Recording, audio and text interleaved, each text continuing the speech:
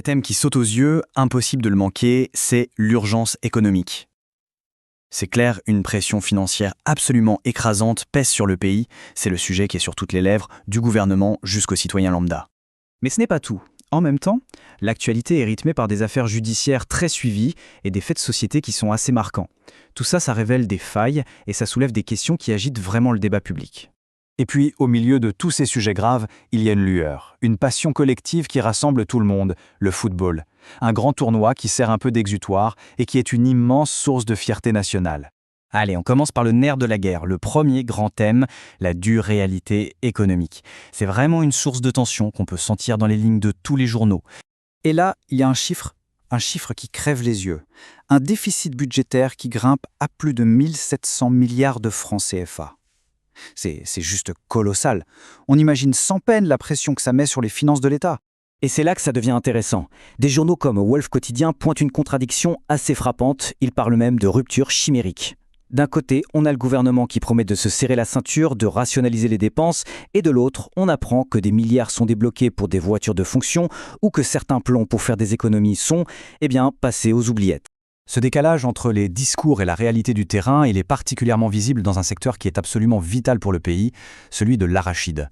Le Premier ministre annonce un soutien massif, des chiffres impressionnants, mais la réaction sur le terrain, celle des agriculteurs, est beaucoup plus amère. Ils ont le sentiment de ne pas voir la couleur de ces mesures. Et il y a cette phrase terrible d'un agriculteur. « On nous a réunis pour nous humilier ». C'est direct, c'est puissant, ça dit tout. Ça capture en quelques mots tout l'impact humain derrière les grandes stratégies politiques et ce sentiment très fort de déconnexion. Bon, passons à la deuxième grande thématique de cette journée. On va voir comment l'actualité judiciaire et sociale reflète, elle aussi, des tensions très profondes dans le pays.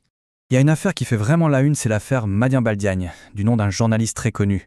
Un rebondissement majeur vient d'avoir lieu avec la libération provisoire de 2 de ses proches. C'est un épisode très suivi, perçu comme une étape importante dans ce dossier.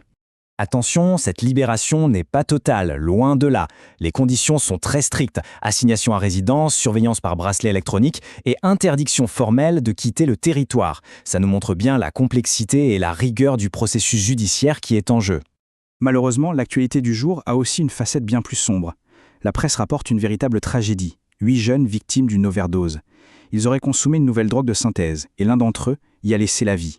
Et quasiment au même moment, une autre information choc tombe, le démantèlement d'un immense réseau de production de contenu pornographique qui avait même des liens jusqu'en Europe. Ces 2 faits divers, mis côte à côte, dessinent un tableau assez inquiétant de certains problèmes de société. Ok, bon, après ces sujets assez lourds, on va prendre une grande respiration et changer complètement de registre. On va parler de la chose qui unit et électrise absolument toute la nation, le football. Surtout en ce moment, en pleine Coupe d'Afrique des Nations.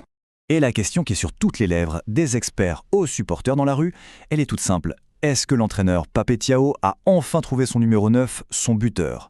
À l'approche d'un match crucial, les quarts de finale, la stratégie de l'équipe est décortiquée dans les moindres détails.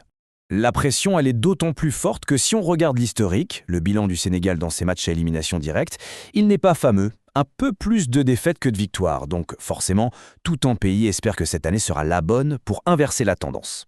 Mais si on creuse un peu, au-delà de l'urgence du quotidien ou de l'euphorie du sport, les journaux nous montrent aussi un pays qui s'interroge, un pays qui est à la croisée des chemins et qui débat de sa direction, de sa gouvernance, de son système éducatif, bref, de son identité. Et ces tensions, on les voit un peu partout, entre le Parlement et le gouvernement sur certaines affaires, au sein même des universités avec des désaccords sur les modes de recrutement, et puis ce grand débat sur la fuite des cerveaux ou sur la manière de réformer les institutions, ça bouillonne à tous les étages.